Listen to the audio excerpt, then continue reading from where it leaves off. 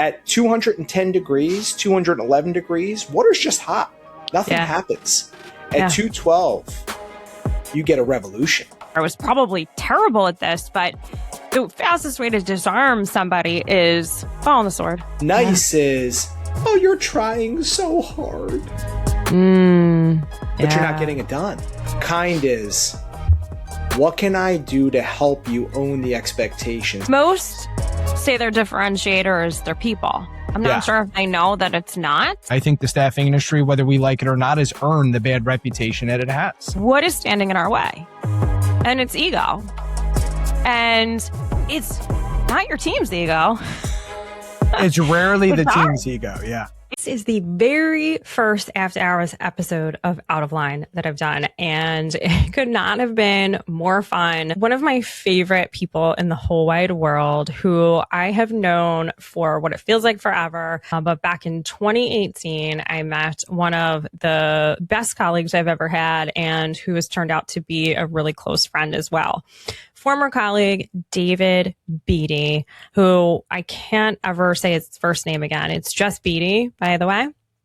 But we've been trying to sit down and do this for a long time. I'm glad we waited because we are both in such a different part of our life now. And we decided to do it after hours. So we had a cocktail and celebrated our latest career transitions.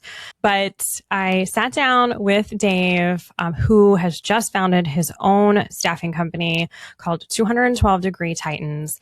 It is a staffing firm he launched this past March. He built his entire career on the stuff that the industry usually beats out of people: selflessness, true curiosity, and authenticity. You know, he is the type that is just honest to a fault, but he's got a way of putting things to you where, like, he'll tell you the truth even if it costs him. His philosophy comes down to 4 words: be kind, not nice.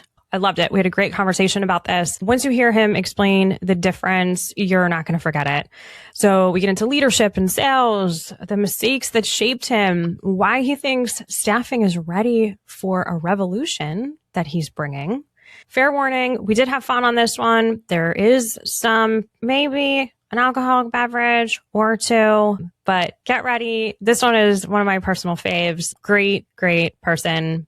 I hope it is the first of many After Hours Out of Line episodes that I do. Here's my conversation with Beety. Cheers to you, buddy. Tiffany Scott. Yeah, what do you got there? Just a little bullet bourbon. How you doing on a Wednesday? Exactly. Well, mine is looks like a Moscow Mule, and it doesn't taste like a Moscow Mule. It's missing vodka. the mule. It's just more Moscow. The mule. Yeah. Yeah, exactly. But I like I like these cups. So yeah, they look fancy, right? It masks the drinking. We were talking about how long we were talking about this. I think it's just the fact that we prioritize so many things over just sitting back and having fun with each other that it just kept pushing back. But I mean, we go way back. What are we talking? 2018? 2018. Is that it? Yeah. So I always say I've known Beety for 10 years. You know, I've been saying that for like 5 years. I don't know why. Well, Doesn't over it the feel course like of it? that time, it's been like 25 years worth of things and work and people and situations. Yeah.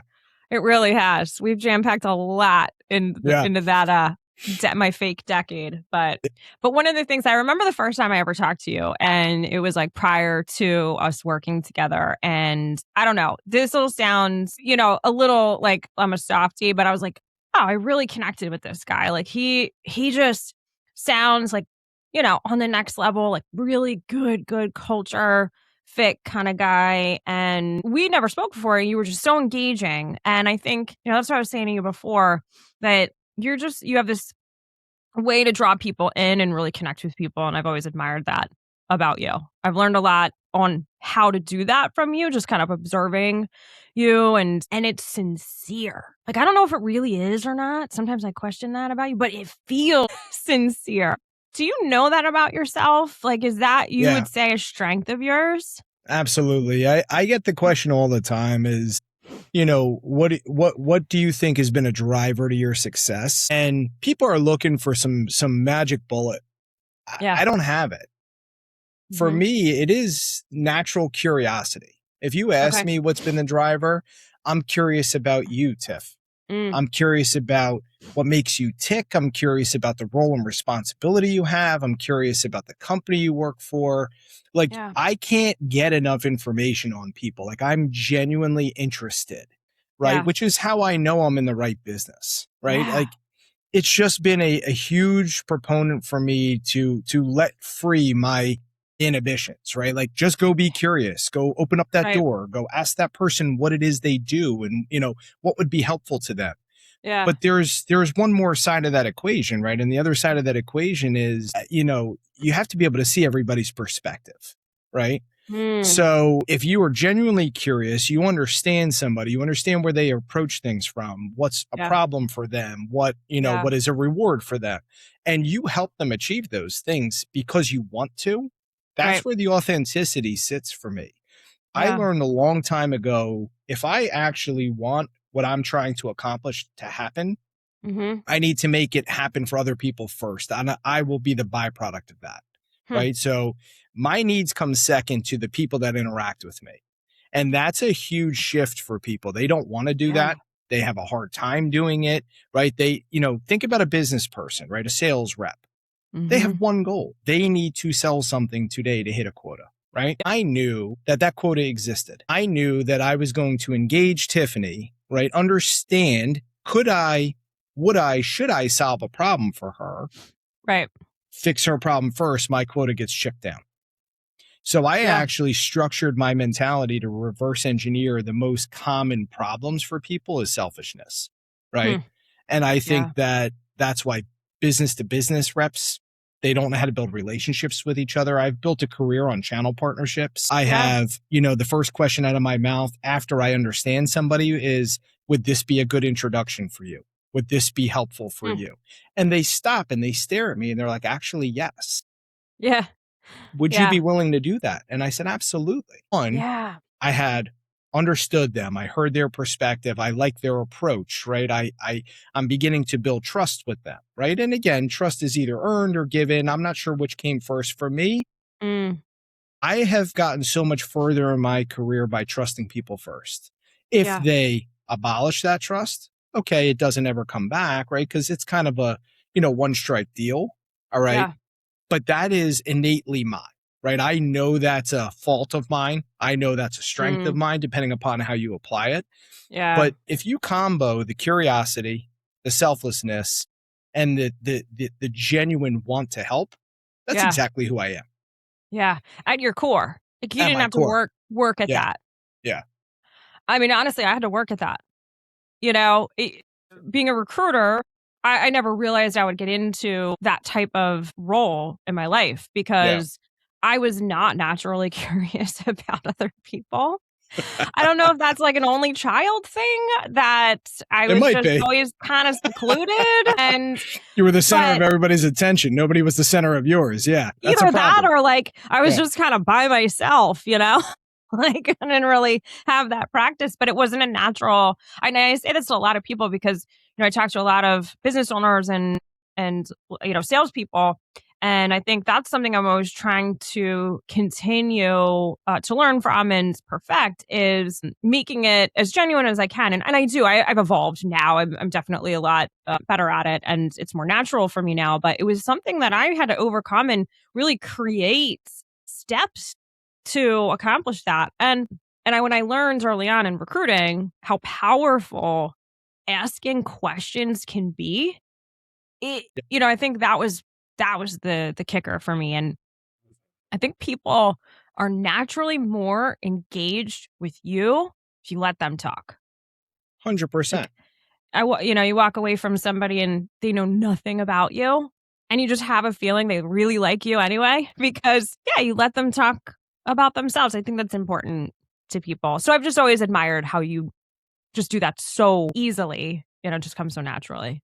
Yeah, it is natural. And, just go one more step on that, right? Every sales training, right? They want you to tell stories, right? Every sales training, they want you to ask questions, right? Yeah. what's the point of those things? The point is to actually get the other person to engage in dialogue. Right. But if I'm genuinely interested in what you have to say, it's natural to begin with. It's listening to understand as opposed to listening to respond, right? Yeah. I listen to understand. Yeah. I can tell you times, places, people, their stories, because I actually care to know them. And if that isn't authentically your purpose, it'll come out in the conversation, right? And it gets a little rigid, a little rough, and like people can feel you out that you're getting to something. Yeah. I would venture to guess 99% of the people that interact with me know that I'm not getting to something. Right. I am genuinely present in the conversation because I think that every conversation is a building block to the relationship. Yeah, I would agree. That people feel that way for sure. So for salespeople out there, how do you make the initial outreach? Right now,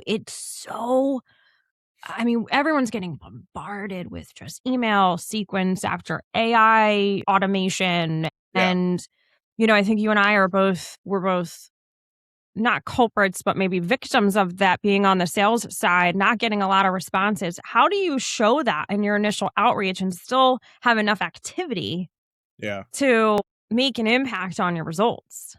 Yeah, it's a great question. I mean, we've always focused on qualified activity, not just activity for activity's sake, right? In my industry, Tiff, right, you have background in it. This will all make sense to you. There are organizations that'll send reps out and give them a number of companies to stop by that week. Right. What are you doing? You're hitting a number, right? Like that's your goal, right? And if you hit the number, right? Carrot, stick, right? You get the carrot. If you don't, you get the stick, right? Mm-hmm. But what if we called the right companies on purpose? What if we were authentically doing homework on them to understand that person, their title, challenges they're facing in today's marketplace, actually go the extra step, go the extra degree, right, of intentionality to say, hey, Tiffany, I'm reaching out to you on purpose because, right? You've spent a number of years, you've held almost every role. Maybe share that so we can tell exactly where you're coming from and where you are now, because you are a new business owner and you have so much success in the staffing industry. So share your history and story with us. Yeah, I think my story is a bit unique. I think everybody feels that way about their story, right? Because you got to be a sum of your own scars, right? But in the seats that I've sat in, right, I tripped into recruiting by accident, like everybody, right? Nobody ever says, I can't wait to be a recruiter when I grow up, right? No. Your parents want to hear doctor, lawyer, astronaut, right? Right. Nobody ever says recruiter, please, right? It's just not a thing, right? Yeah. Ask a talent acquisition professional today. They did not plan on being that, right? Not one. Yeah. So when I tripped into it, I was really, really bad at it, right? My first year. No way. I transitioned from the mortgage industry, all right, which I understood finance, I understood people, I understood this was the biggest asset 90% of people would ever own in their lives, right? So this was an important topic of conversation for them. So what separated me in that industry was the TLC, right? That I would give families and people, right? And I carried that right into recruiting, only to, in the first 11 years of my career, be recruiting speech pathologists, occupational therapists, and physical therapists for kids with special needs, right? Wow. That's a whole nother language, the vernacular, the requirements, the credentials, the complete shortage in the market. Right. And we're still short in that market. Right. And, the graduating class are growing up. But, to do that for my first year, I spent 365 days putting names and things on a whiteboard. Okay. And I would erase them every day because there was some reason it didn't work. The plan that I had, what I offered, right. It just fell apart. But every one of those things I took personal to learn from. Right. Okay. And the back 4 months of that first year, I found every retired speech language pathologist, occupational therapist, and physical therapist in the country. And I asked them, why did you do this? Why does the age matter? Why does the diagnosis matter? And I really took time. If they would talk to me for 2 hours, I would talk to them for 2 hours. Wow. All right. And this was a daily habit. I would get in 6:30 in the morning and I would leave at 11 o'clock at night, Monday through Friday, for every day because failing wasn't an option for me. I was curious. I wanted to know why I couldn't offer anybody a job, why I couldn't get them where they were trying to go. Like what was my issue that I couldn't help them, right? How old were you then? At that point, I think I was 23, 24, somewhere around there. So that's pretty young to have that kind of work ethic. Where did that come from? That's a great question. And I would have to guess, right? It was instilled in me as a kid. I was the youngest of 5 to a single mother. Oof. Wow. Yeah. You know, we came from very humble beginnings, very tough childhood. And I think that I'm very proud of where I came from because I had to have grit. I had to fight for what I wanted. Nobody was going to hand me anything. I didn't have a lot of advocates in my corner. And I had to learn how to speak up and back up what I was speaking up about. Right. Yeah. So for me, it was never about anybody else's demise for my success. It was, I wanted to see the people around me be successful. And I wanted to be in the room where I was not the smartest person in the room because I needed to learn. And that's really what I spent the last 18 years of my career doing is I was very fortunate. At the first staffing organization I was at, the owner, who was a complete visionary, all right, didn't bat an eye when I didn't place a single human being in 12 months. Wow. He would give me the roadmap and you know the freedom and autonomy to bump my head, stub my toe, make the mistakes because I kept coming back every day. And he said, "You're going to be just fine." By year 2, I think I finished in the top 2 in the company, and I don't think I ever finished lower than that for the rest of the time. That to me was not the goal. The goal was to make an impact. Like I'm an extremely competitive person, but there is a difference between being a healthy competitor and being a maverick type competitor, right? Like I need to win. So that means you need to lose. That's not really healthy in business. Yeah. I need to win. So I want to, if I'm the one who's flying, I want to reach down and grab the one who's running. And if I'm the one who's running, I want to reach down and grab the one who's crawling. Yeah. Like MLK the out of your business career. Right? Like that man stood for something, right? Yeah. And if you can take lessons out of his philosophy, that's the one, right? Yeah. And if everybody participated in the business community that way, do you understand how powerful we could be as a city, as a region, as a community? Like that's the circle of people I find myself fortunate enough to have found and run with. Those that'll give you the shirt off their back, those that will drive, those that will push, right? To make sure they're helping each other.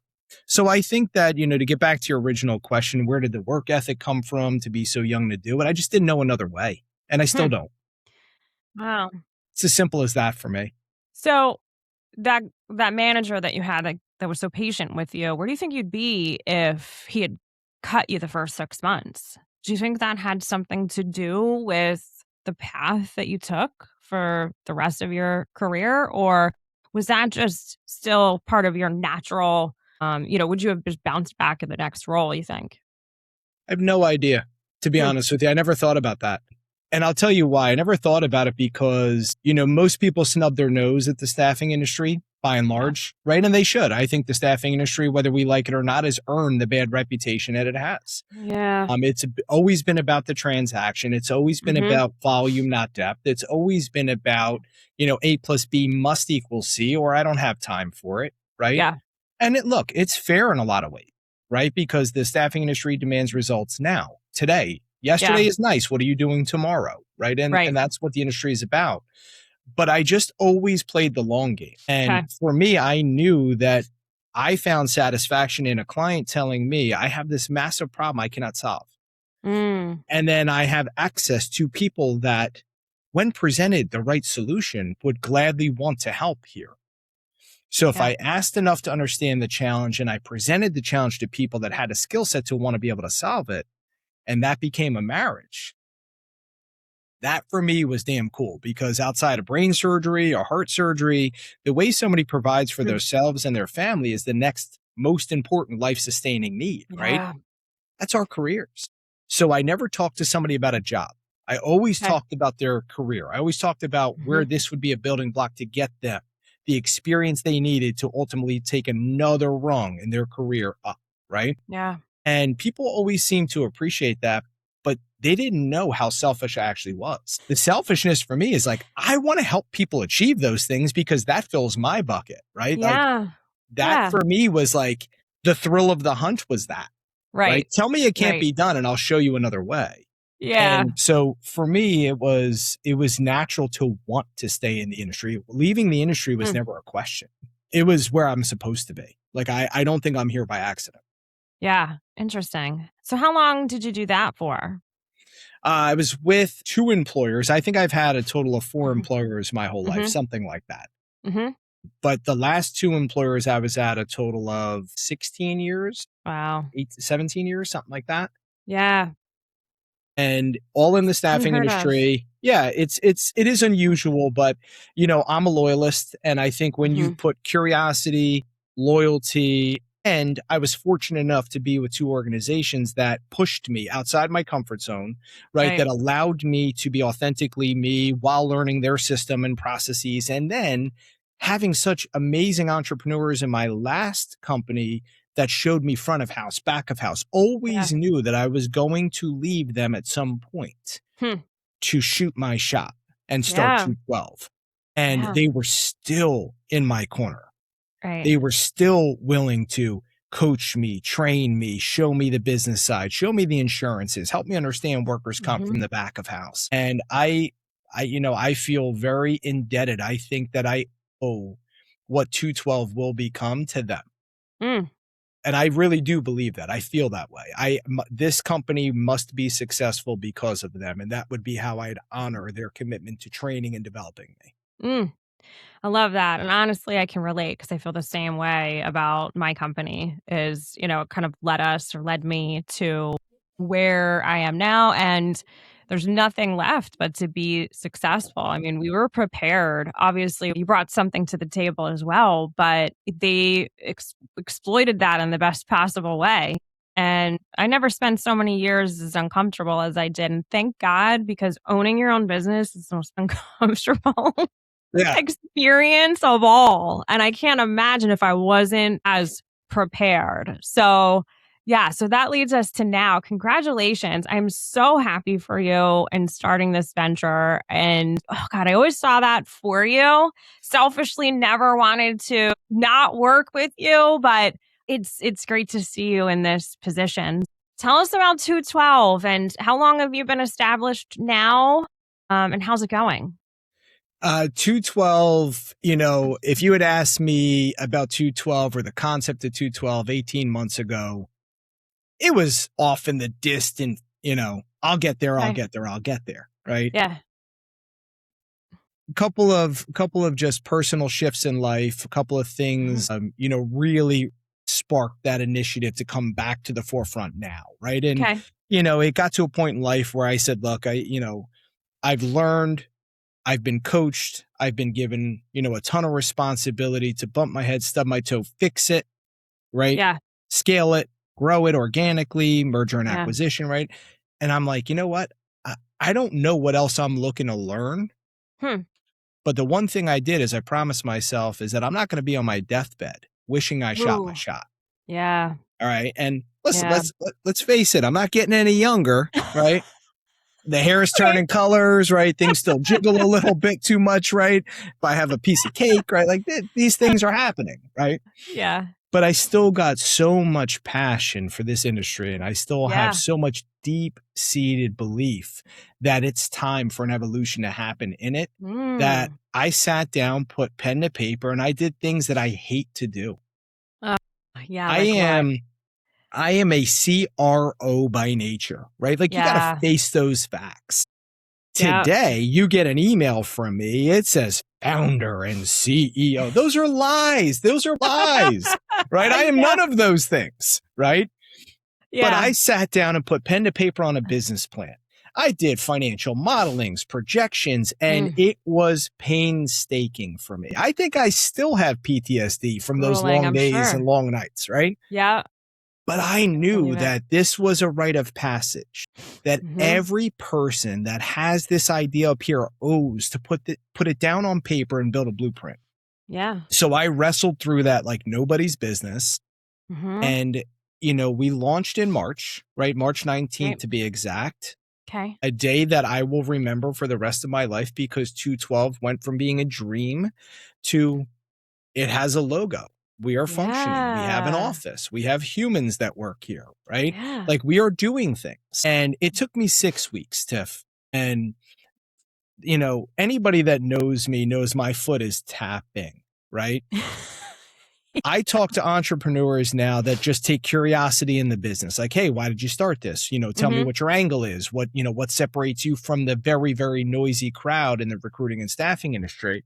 Yeah. And I love those questions, because I think everybody has to own their piece of business, right? You have to know who you are and why you are. But for me, it took me 6 weeks, and those 6 weeks felt like 10, 15 years, not kidding. Oof.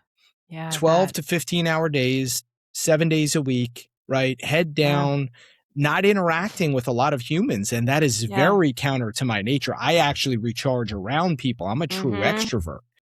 And vendors, systems, process, right? Flow charts, right? Work processes, AI, where does it get embedded? How do you use it?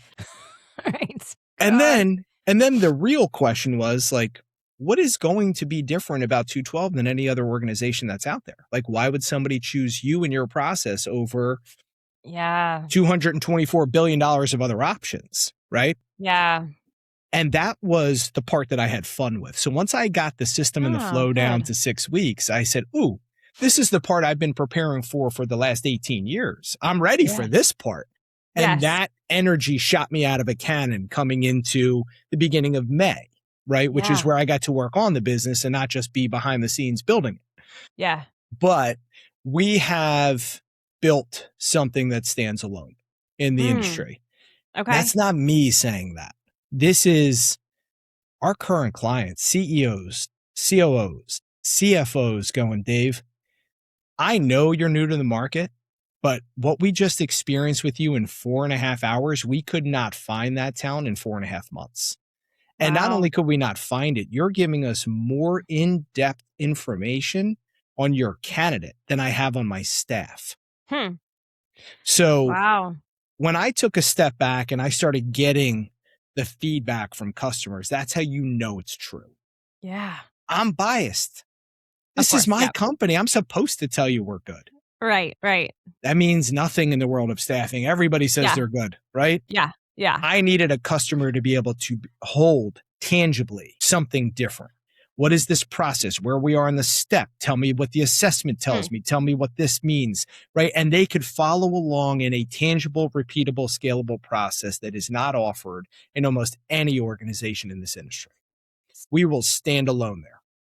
And most say their differentiator is their people. I'm not sure if they know that it's not. I won't tell them, and I don't. If it's any of my clients, your people are the differentiator, I promise. So what is that? Because I feel like in an industry that's so saturated, I mean, you have more competition than probably in the next block than most do in a zip code. Yeah. So how tell us how you did it, and what are those things? I think that it's not about the what. I think it's about being able to commit yourself to execute it, right? And I think that's what separates good from great. Yeah. So for me, it was the years of getting client feedback, candidate feedback. Okay. When a candidate says to you, thank you for calling me to let me know I wasn't selected for the role. You would that's a big deal. You would take a step back and you would say, that made a difference to that person. Yeah. As opposed to getting ghosted or a cold email or a text message, right? So I compiled all of those tidbits of information. Okay. And we have one goal. All right. And I was able to achieve it with a customer who calls me on the phone and says, Dave, whether it's John Doe working on this, whether it's Jane Doe working on this, it doesn't matter. The level of talent stays superior. I've never seen anything like this. Wow. When I get that feedback, it's not to say that people aren't our most important asset. They certainly are. Yeah. But if you put a people first organization with a scalable process, you're dangerous to the market. Oh, yeah. And that's what we are. We are dangerous to the market because those two things will never be broken here for any reason. We have to have the process that disrupts expectations in the market, and we have to have the people committed to executing it. If you can combo those things, you have something special.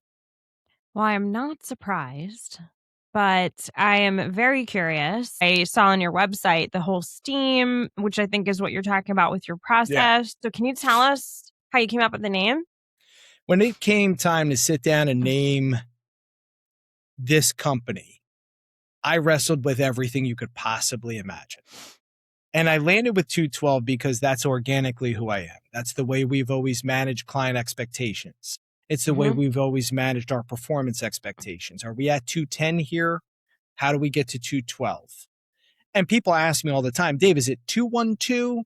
Is it 212? What is it? And I said, it's the boiling point of water, 212 degrees. And they go, I love that. And I'm like, why do you love that? And they're like, it's different. Oh, that's great. And then they say, why do you love that? The book? And I'm like, sure. The book became a big part of my leadership, right? Yeah. That and a few others, right? But yeah, at 210 degrees, 211 degrees, water's just hot. Nothing happens. At 212, you get a revolution. You got steam. Steam powered the locomotive. Locomotive changed the way we existed, right? Yeah. So everything that we do here is to be a green apple and a batch of red. I want to be fundamentally different than any other experience. And I mean every other experience that a customer has had with a recruiting or staffing company and what a candidate has had. Why? Because I think this industry is ready and ripe for a revolution. And 212 is going to be the tip of that spear if I'm successful in my job. That's amazing. I love that. That's so cool. Yeah. Tell me about STEAM. What's STEAM? STEAM is the culmination of my entire career. Okay. Right. If that means anything to anybody listening to this, right? Not yet. Nothing, right? But it is the summarization of all those tidbits of feedback that we would get from customers, we'd get from candidates, right? And we've put them into a repeatable, scalable, mandatory process, no corners cut, because people and customers deserve to be at 212 in every interaction with us. All right. Love it. So STEAM is an acronym and it's placated on the boiling point of water, right? So 212 degrees, this is our STEAM methodology. And it is a combination of client and candidate needs with STEAM sitting as an absolute catalyst in between all of them, right? Okay. So we're going to meet our candidates. We're going to know our candidates. We're going to represent our candidates. All right. That is part of our, that is seeing them, right? Being able to not forward them, not talent call, click forward them, but really represent their cultural capabilities, their skill sets, who they are as a person and as a professional, right? Yeah. The T is about the traits of the person. Okay. Customers need to know, is this a good hire? How do I know that? Well, you can interview them. You can be skill chasing.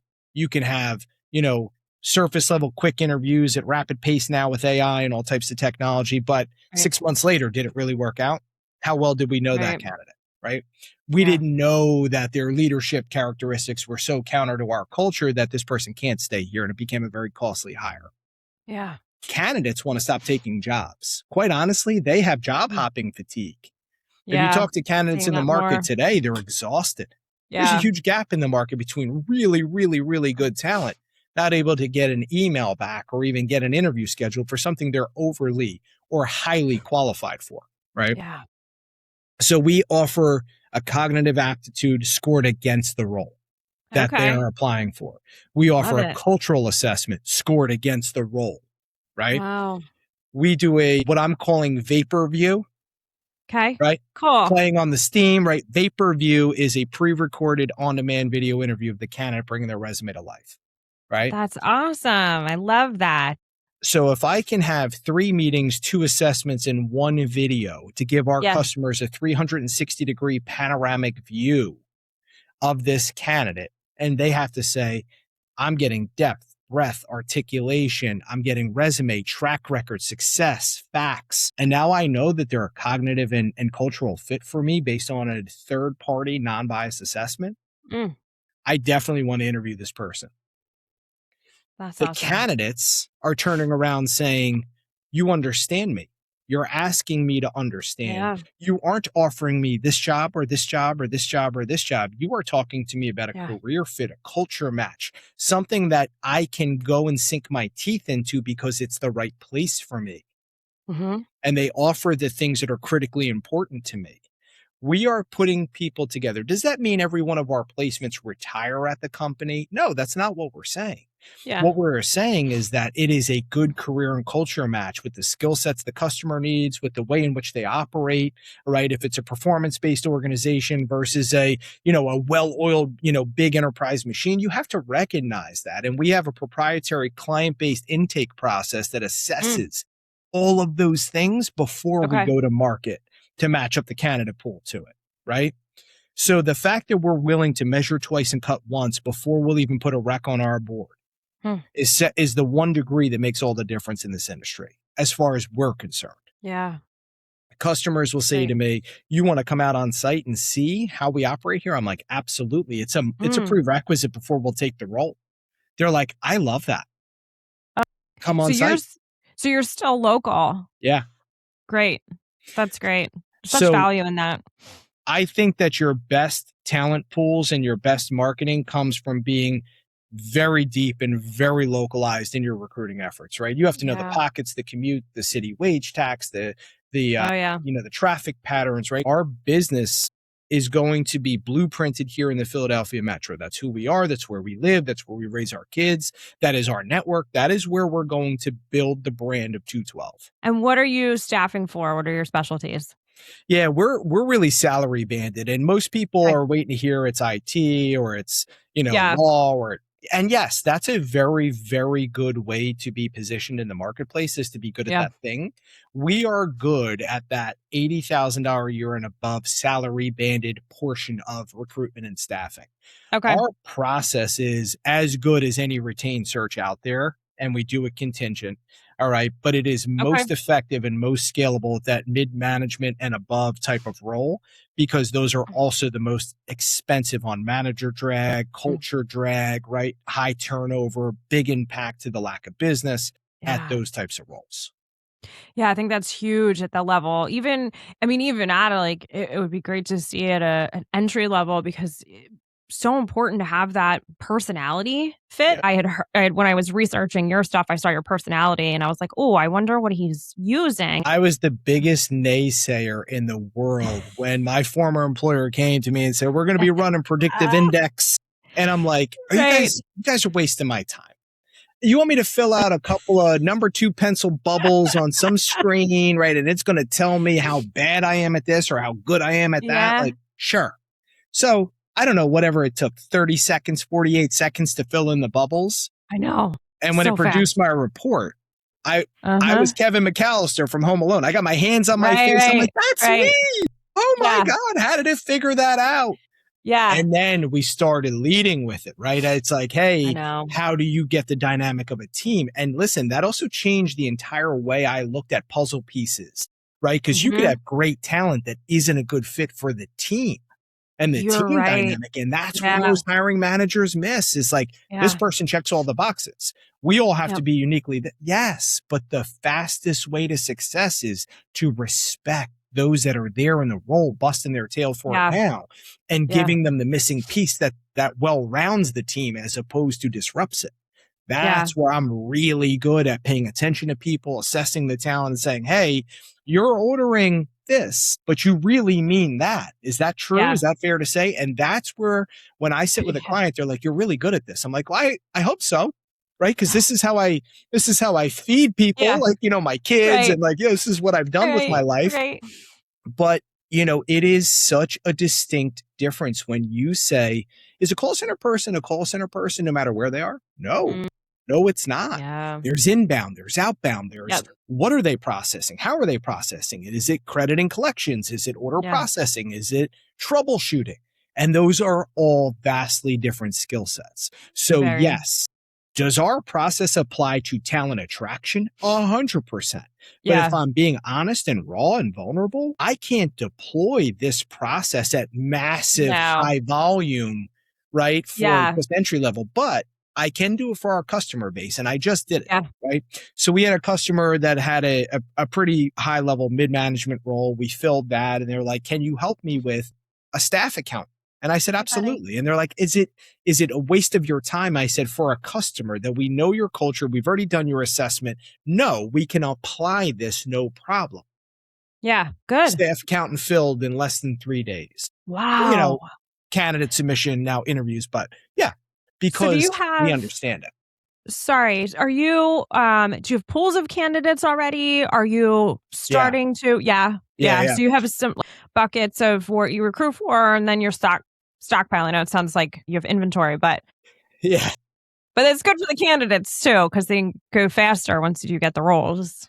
But yes, pools of candidates, right? And what we owe our candidate base is honesty, transparency, and something worth having. If they're going to go through this elaborate career pathing process with us, right, it cannot land with a job they don't need us to get. We have to open up doors to some of the top employers, some that people know about. There are some amazing employers nobody has ever heard of before. And that's our job, is to identify them in the community, earn the right to partner with them, and earn the right to be the only phone call they make when it comes time for talent attraction, right? Because you know, the term staffing, the term recruiting, those are such dirty words anymore. All right. Yeah. Talent acquisition, people are really starting to hesitate to call themselves talent acquisition anymore. Yeah. I agree with all of the reasons for that, which is exactly why we're in the talent attraction business. So here's what I mean. Tiff, if you call out to me, right, hey, you know, my scout or you know, the podcast needs whatever it needs. Great. Don't send me your job description. I'm coming to your office. I want to meet the team. I want to understand the people. I want to interact. I want to know why it's open.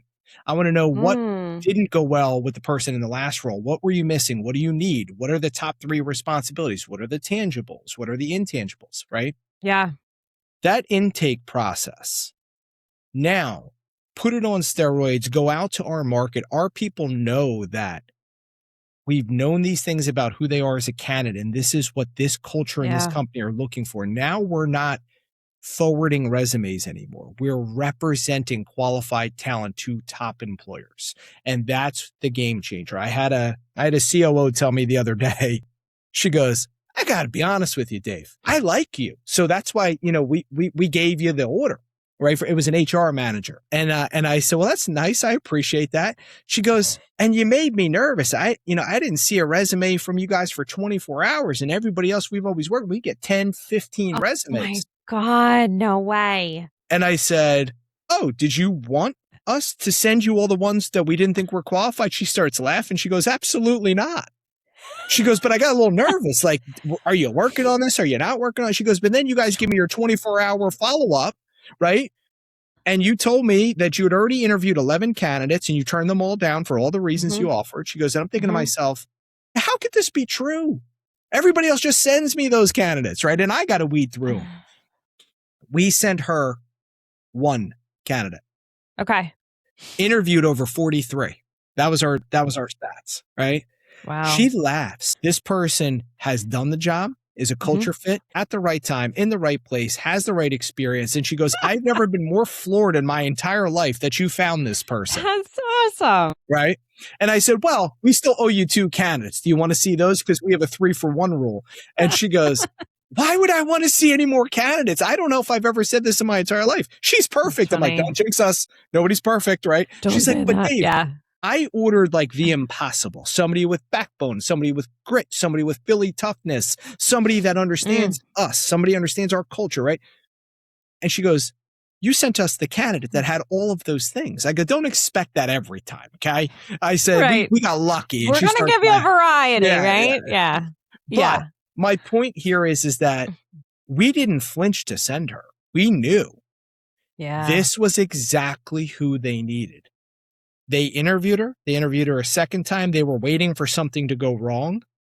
And then they called me and they're like, I hate to say this, but like, we got to make an offer to this girl. She's perfect. Yeah.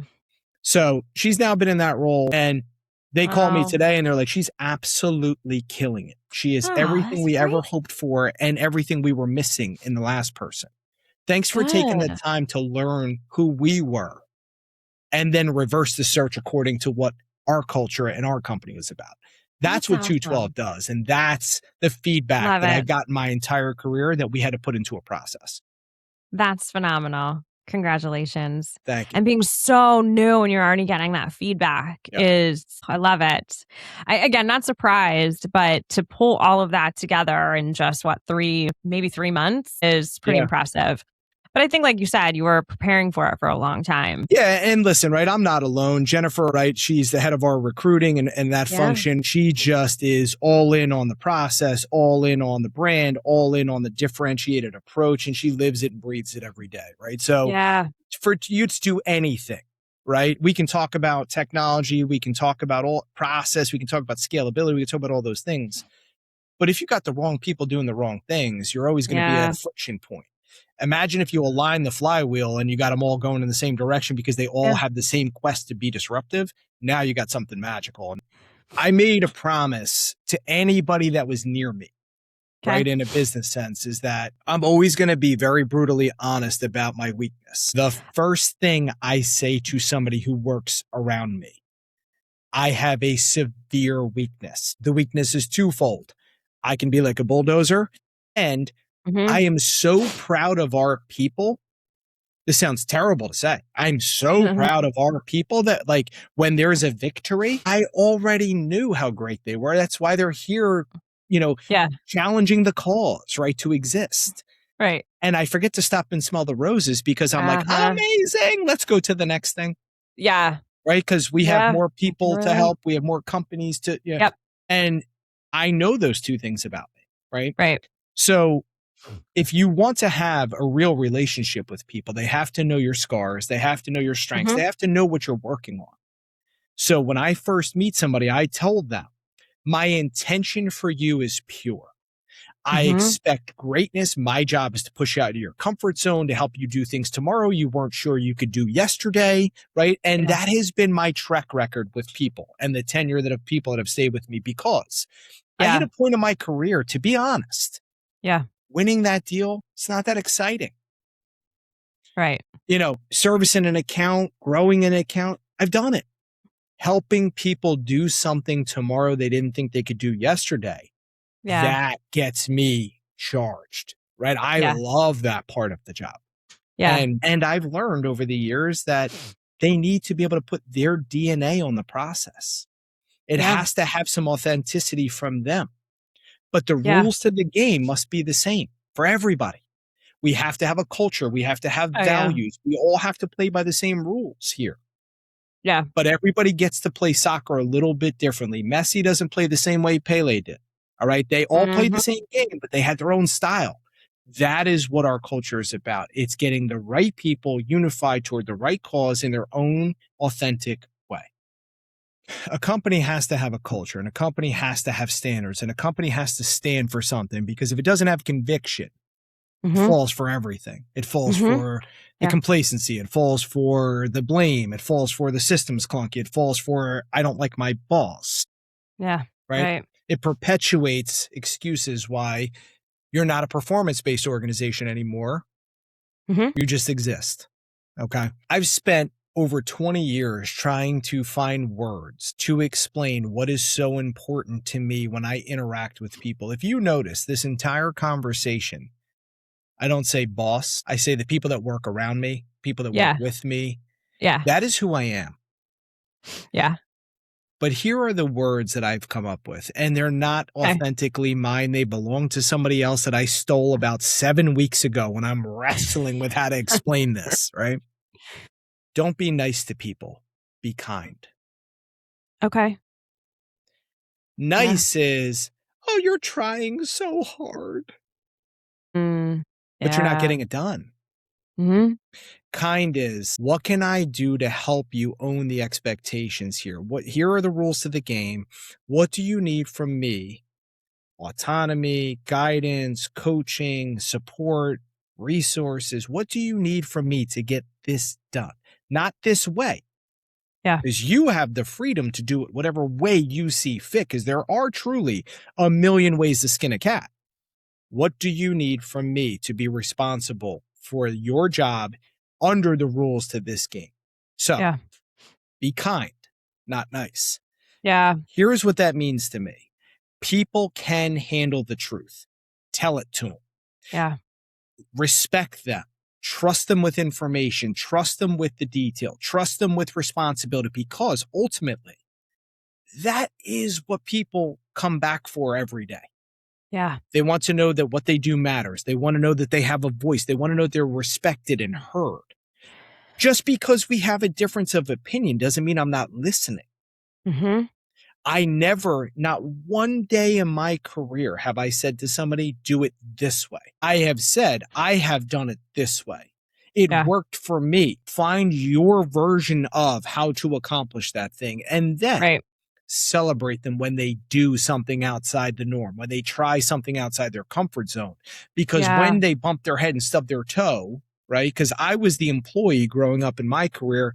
I'd walk into my boss's office, slam the door, and say, I need to vent. I screwed this up, and I would own it. Right. And he would just laugh, and he'd be like, know how many people make excuses for making mistakes? I go, I am so ticked off, right, Baba? And he would just laugh. And I'm like, I'm not finding this funny. I am tired of having this go wrong, and I'm at the helm of it, right? And he would just laugh. He said, you're growing, and you don't even know it. The fact that you're willing to own it, the fact that you're willing to own your team's mistakes and take them on as your own, that was the difference for me. And that was a very, very big situation for me coming from the sports background. But if you're willing to accept that a team is only as strong as its weakest link, that a team is only as strong as its weakest cultural behavior, and that leadership is the worst behavior you're willing to tolerate, those are interlocked. So be kind. Tell people the truth. Don't pull their head off. Don't embarrass them about a mistake. Don't judge them. Give them an opportunity to bump their head, stub their toe, and help them get to success, because that person will go an extra 50%, an extra 75% for you every day, because they know what they're doing matters. Definitely. Definitely. I love that. I think there is such a difference. And I think now there's such a demand from the workforce more than ever to have clarity and be upfront. This new generation coming in, they want purpose. They want to be a part of something. They want that voice more than I think we've ever seen. I feel like there's more emotion now to work. And if they don't get that connection, that's where that job hopping comes in. So if you engage them and include them and develop them and tell them you're developing them, you have a shot in hell then. Think about what COVID has taught us. COVID has taught us that we're all separate. We all have a job and tasks to do, and we're all separated and we're all decentralized. And then all of a sudden, when you miss something, your boss doesn't really know why. They jump down your throat and you're offended by it because you've been busting your ass, missed your kids' play, didn't go to your husband's promotion, right? Like you didn't do all these things, sacrificing to still get reprimanded for the bad job you did on the thing. How about asking somebody what's on their list? How about getting close to them, even though they're far apart? How about treating people with dignity and respect? I think Gary Vaynerchuk said it best, is like, bring kindness back to the business world. He meant it in the human interaction. He meant it in the business transaction and transparency. And for whatever reason, that resonated with me so big. And can I tell you what's tattooed on the bottom of my computer screen that I look at every moment of every day? It says, what makes a great leader, Dave? ?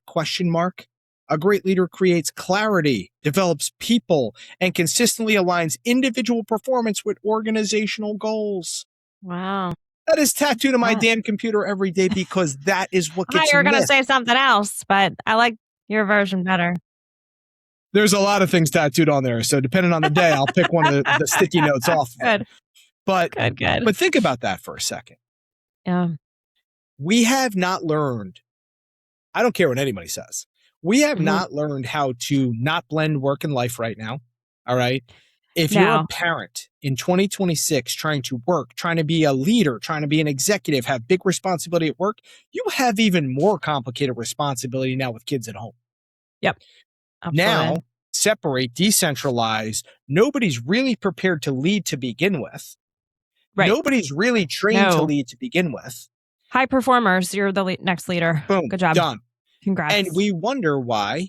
I've had more great talent tell me I wasn't ready for the job they forced me to take. And they gave me no support in doing it. I was a junior credit analyst. Now they forced me to be a senior credit analyst. So I went from working on like $2 million deals to $27 million to $100 million deals. And I didn't have the scope to do that because I had never touched a deal of that size before. Yeah. Rules, regulations, SOC compliance, like you name it, nobody cared. And I'm struggling at my job going, can I have help? And they're like, I don't understand. That's your job. Right. So I'm speaking from a very interesting perspective. Right. We get all the bodies buried with the customers, and we get all the war stories from the candidates. There is a huge gap in this market right now that people are just blowing right through like the bowling ball, like the wrecking ball they are, because we're all trying to survive right now. So how about we put a little kindness back in our leadership? How about we put a little trust back in our people? How about we come to the market with transparency on deals? Somebody asked me the other day, can you lower your fee? I said, absolutely. What do you need? And they're like, but just on this one. I'm like, I don't care. I can. Now, it's got to be fair and equitable and has to be reasonable. Like we have to figure out exactly, but tell me why you need it. You know what they said to me?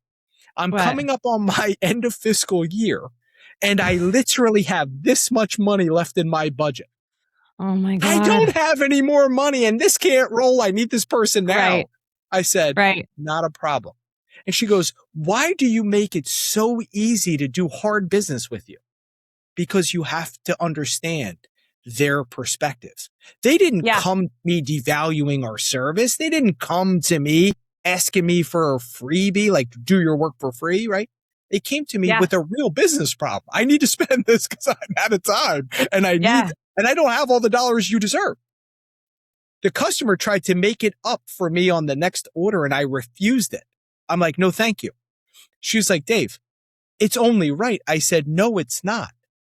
What is right is that our relationship means more to me than those few pennies that I'm not going to dare trip over to value our relationship back to you. You trusted me with hard information. We delivered, no problem. So I think what that tells me too is that you found a partnership versus, you know, their vendor because she cares enough about your business back, right? I like those clients that actually feel bad. They don't demand that from you. You know, I can't tell you the last time I've had a the value you bring too. Yeah. When I can sit here and say to you, I cannot remember the last time a client of mine called me and demanded something and they said, can you help me with this? And I said, of course. The answer is always yes. People laugh at me all the time. The answer is yes. Ask your question. Tell me more. But the answer is yes. We're going to figure it out. Because they're not coming to you hat in hand because they want to beat you up. They're coming to you because they need help. Yeah. And people forget that. You're not going to take advantage of me. You're not going to devalue my product. No, that's not what they're saying. My superpower is hearing what they have to say and listening on purpose and seeing their perspective. So I do organically have a long-term view, but I'm at odds with myself every day because my foot's tapping. Yeah. I constantly need, more. And I have to face that. Right. But not at the expense of my relationships, not at the expense of who I want to be as a professional. Yeah. That's where I separate good and great. It's like, hey, people that can't control those emotions, people that need to win and get instant they blow up every bridge they've ever walked across. They burn every relationship over time. Yeah. Your average customer base is 18 months. Mine's 10 years. Yep. Why?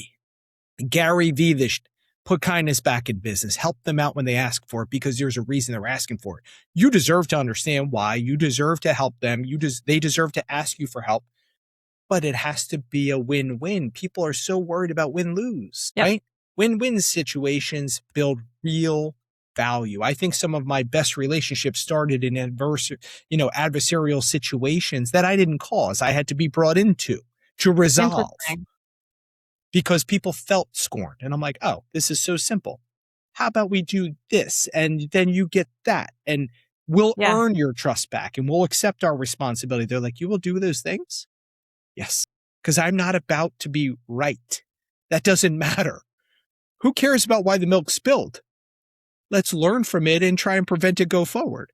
It's already spilled. You know how many partners I've had in business that one of the biggest pet peeves of mine is if their team actually screwed up and they don't fall on the sword, right? And I'm like, why can't we get past this, right? Like I get what you're saying. Forever for us to just acknowledge that there was a mistake here. Excuse after excuse after excuse. It happened because, or this happened. What? And I think this is something that most people have to learn the hard way. I know when I was younger, I was probably terrible at this, but the fastest way to disarm somebody is fall on the sword. Yeah. What do you got now? Yeah. It's on me. Let's move on. Let's find a solution. Here is how I can make it right for you, because people want you to know that their concerns you respect. Yes. People want to know that not only do you respect their concerns, but you're trying to help them, give them options that they can choose as solutions for their own problem. Absolutely. And if you have them to offer, do it. It's the fastest way to move forward. It really is. And does it sting sometimes? Sure. Yeah. But it's not only the right thing to do, but it's the most urgent, fastest way to just put it behind you, I've been told many times in my career that people cannot believe the lack of ego that I have, right? Little do they know. Yeah. I have a quiet confidence because I believe in the process. I believe in people. Right. Yeah. Thanks for the dig. Right. But I really do have a lack of ego. I am willing to be the plumber, the painter, the problem solver, the therapist, right? Because isn't that what setting the example is about? If you want to own the responsibility of being a leader, it actually stinks. Because it's awful. You're on all day long. Yeah. You have to never, ever have a bad moment or ever have a bad day. And if you do, you have to vulnerably express it to everybody who's around you. You have to just face your facts all the time. Yep. But that never bothered me. I don't know why. I love when companies like, we're a family. No, you're not my family. You can't pick your family, right? Uncle Fester, right? He's not my favorite, right? He's kind of a wild card, and I don't enjoy him much, right? But he's my uncle, and I got to deal with it, right? But you can pick your team. Yeah. And that is something that you have to recognize as a leader. People wake up every day, make a clear choice, a conscious choice to come and work with you, by you, next to you, for this brand. 100%. How are you supposed to fire somebody when you've set the stage of this family dynamic? Like, you're my family. I love you. Completely the wrong message. No. That's a lie. You're not telling people the truth. Right. And that's where logically and with a conscience, I could never operate that way, Tiff. Yeah, same. Like, I needed to look you in the face and say, you were on this team. You were hand selected by me to be here. And what I owe you is 50% of this equation. 50% of my job is to teach you. 50% of your job is to learn. And together we're a perfect balance. If that's ever imbalanced, that doesn't mean I'm good and you're bad. What that means is we're on the wrong team and we got to help you find the right team. Right. But we are a performance-based organization that is based on these core values. You have to be true to who you are. And that's what I said. You can't anybody. You got to tell them the truth, because they got to say, do I want to be a part of that? Yeah. Because if you don't tell them that up front, 6 months later, when that hire falls apart and you're going, why? That's why. I did a webinar a few weeks ago and had to do a presentation on a sales organization, and everybody likes to blame the market. And that was another thing that I think we were very unpopular for, was we never fell into those ditches of the norm of like, oh, well, the market's down, so we can be down and our teams can be down, and everybody's got that reason for not performing, right? What are we doing about it? That was our question. We love that question. And my whole point in the beginning was, okay, well, guess what? These companies still performed. Well, what's the what is the number one thing that comes up that nobody talks about? And I was like, it's a 3-letter word. What is standing in our way? And it's ego. And it's not your team's ego. It's rarely the team's ego. Yeah. It's the leader's ego. It's the precedent that they set. It's the allowance of those excuses or agreeing that that's the reason why we've got the issues that we do. But I think too is teams are holding their bosses more accountable. I think we see more managing up than we ever have, and the leaders can't handle it. Yeah, I agree with that. Yeah, they're like, they think it's this young generation coming in, and like, I don't necessarily have a problem with that. I want somebody to be fired up and engaged and share their opinion. And I don't, because I saw the beauty of what it's like to be in a position where you are just handling the big fires and the strategy. And you've got the most amazing team handling the day-to-day and the execution, right? The fact that I could let go, I finally got that. I got how critical it was and how satisfying that was to see your team thrive. And they're coming to you with ideas, and they're coming to you with, we want to change this. We want to do this. That was the best experience of my career.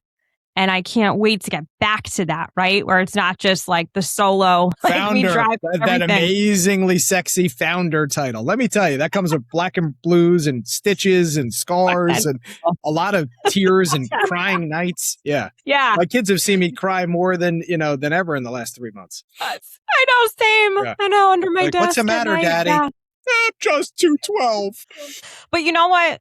It made the difference of me being able to see that and what's possible. And what, yeah. But it was my ego. It was my ego that held me back from that for a long time. And it takes a lot of maturity and learning and falling on your face. But the first time you experience it is like, now you don't even want the glory. You're like, okay, I don't want the glory. I don't want any of it. I just want to see that happen to my team because they deserve it. Tiff. And like, so if they're the ones getting that, they should be the ones that can speak up about it. Hell yeah. And so I want that generation. I want those people in my culture. I want them running the business. Isn't that what a company is? Different generations, different mindsets. We should give them a platform to speak up with respect. With respect. Yeah, I love that. Right? But I never hired somebody, right, that shared the same perspective. I hired somebody for their different perspective, right? So we made it a practice where, as a hiring manager, I always had a profile. Okay. All right. And what that profile is not important. I had a profile. I knew who I was as a leader, and I knew, who I responded well with and people that could, keep up with my C, right? Yeah. But I demanded something out of them. Mm-hmm. That you are not to fall in line. You are to challenge. You are to ask. You are to not complain, because there is no spot for complaining. Complaining is, this stinks, I don't want to do it. Yeah. Propose a solution and let's rock. Yes. Everything's up for grabs. Here are the rules to the game. Speak up, propose solutions, bring your perspective, put your DNA on this. But before you do, listen, learn, and observe. Mm-hmm. Make sure you understand what makes us who we are uniquely. I'm not saying great, right? Because some things that happen well doesn't make us great either, right? It could be better. It could be better, right? Yeah. But if you have something that you think can make us an inch better tomorrow than we were today, you better speak up. And I don't care who you need to speak to. CEO, CFO, it doesn't matter. Speak to all of them. Raise your point. Yeah. Okay. And don't misunderstand the business case. High dollar, high cost, high impact. That might take a long time. Low cost, high impact. We'll do it by Monday. Tell me how. Tell me how to roll it out. Own it. Right. Yeah. And when you get to a point of realizing that every business challenge eventually becomes a people challenge. Mm-hmm. If you make a product, right, becomes a people challenge. We don't have enough of the people to make this product. We don't have enough of the people to sell this thing. it all boils down to people, right? Yeah. So if you don't give them a voice, you don't teach them what you expect them to be comfortable to do, bring your fresh perspective. I never hired from inside industry. Never. Why? Because I didn't want it. Don't tell me that this is seasonal.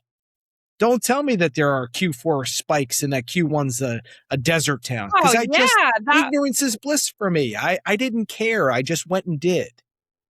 Clean slate. I know we always had that challenge of, well, this is how we did it. So this is the right way to do it. This is how I'm going to do it here. I don't know if I don't know if I can make this statement as mine, but I've certainly adapted it personally. I believe in the diamond shaped support model so much that anybody who asks me who I am as a person, that's who I am. If you think about an engagement ring, right? Put a ring on your finger. Everybody's like, oh, let me see the ring. Right. They ooh and ah about the rock. Yeah. It's so clear. It's so that. First of all, I don't even understand what that all means, but it's so this, it's so that, right? Right. Everybody admires the stone. When I was younger, I can tell you the point when I stopped being the stone and I wanted to start being the prongs that held the stone up. Yeah. I know the conversation. I can tell you that time too. Yeah. I blew up a colleague. I did a terrible, terrible job as a teammate, and I'll never forget it. But I did an amazing job for the company. Right. At what cost? Right. Yeah. I was the maverick out there getting it done and leaving everybody in a trail of dust behind me, not because of my ego, because my job was to do this thing, get that deal done, get this sale closed, get that $8 million contract across the line. And I did that. Yeah. I did that with a big clown nose on, big poofy hair, and big floppy feet because I blew down 4 of my colleagues to do that. Yeah. And they called me on it right to my face. Wow, good for them. And may I add that I was 24 at the time, completely in the wrong role. No training, no support. I was a high performer given the manager job, right? Oh, baptized by fire. Well, that's typical. Do you know what my day consisted of? Leave it for me. Go home to your kids. Leave it for me. Go do your thing. I will do. I will do. I will do. I will do. Yeah. And I made every mistake you could possibly imagine in my first 6 months. I had no business being in that role, right? Yeah. But this time, I landed the $8 million deal. I'm getting pats on the head and knives in the back all at the same time.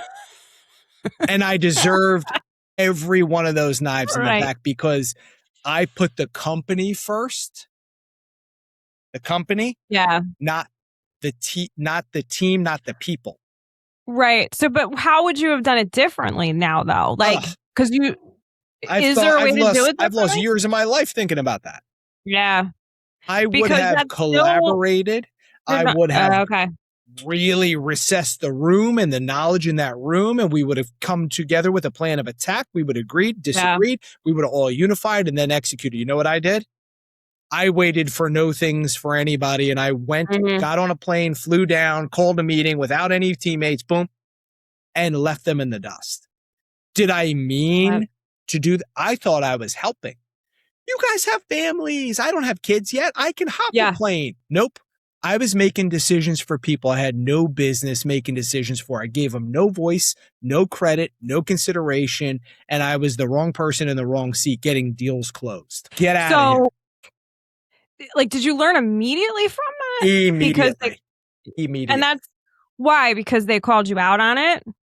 It was one of the 4 called me into an office in tears. Ooh, okay. I will say that we had a very unprofessional conversation I was willing to have. Okay. I got called names. I loved it. I was like, I understand. But by the time we were done, I actually said nothing to defend myself. I was unapologetic about it, but I understood because I could always see perspective. I understand why you feel that way. This isn't about glory for me. I don't care if you go and say you close this deal. You can have it. That was almost worse that I was thinking that way. Yeah. I wanted the deal done. Right. I needed to move on to the next one. And I didn't care. My job was to get it done over the finish line. Yep. CEO told me that's your responsibility. If, ands, or buts, don't care, get it done. I got it done. So what was he telling the other people? Their support, their, to usher this customer success, customer service, right? Day-to-day operation, but he's the closer. Not in those words, but like that was the point. I'm almost leaning to defend you in this because I'm feeling like if those were everybody's roles, what right did they have to get mad at you about it? Those were the roles as I defined them. Those were the roles as he told me. Okay. So you didn't really know that wasn't communicated properly? I didn't care because I didn't think about having to live in the locker room after. Yeah. I thought about getting my job done. And at some point, right, that was the moment of aha-ness to me. Right. No company and no product's bigger than the team. You need your people to get there, right? Yeah. If you want to go fast, go alone. And that's what I did. Got it. If you want to go deep, wide, and with future and substance and stability, you better bring everybody with you. That was the moment in time that I became an MLK mentality thinker. Yeah. Okay. I could be flying, but pulling them with me. I'm not saying I got to stop. I just got to pull them with me. Yeah. And if I'm the one who's running, then I got to pull the one who's crawling. I literally made that decision in the back right corner office with a colleague, right, who just ripped me to shreds, and I took every second of it. There was no screaming. I understand.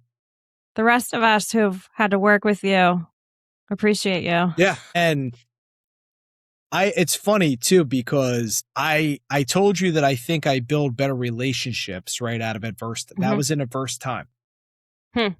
And I can't say that we're like tight, but every time I see her come up in a LinkedIn, a success, a child accomplishment, it brings like a genuine, authentic smile to my face because I know their mom is made from grit and their mom is tough as nails. And I loved everything about her.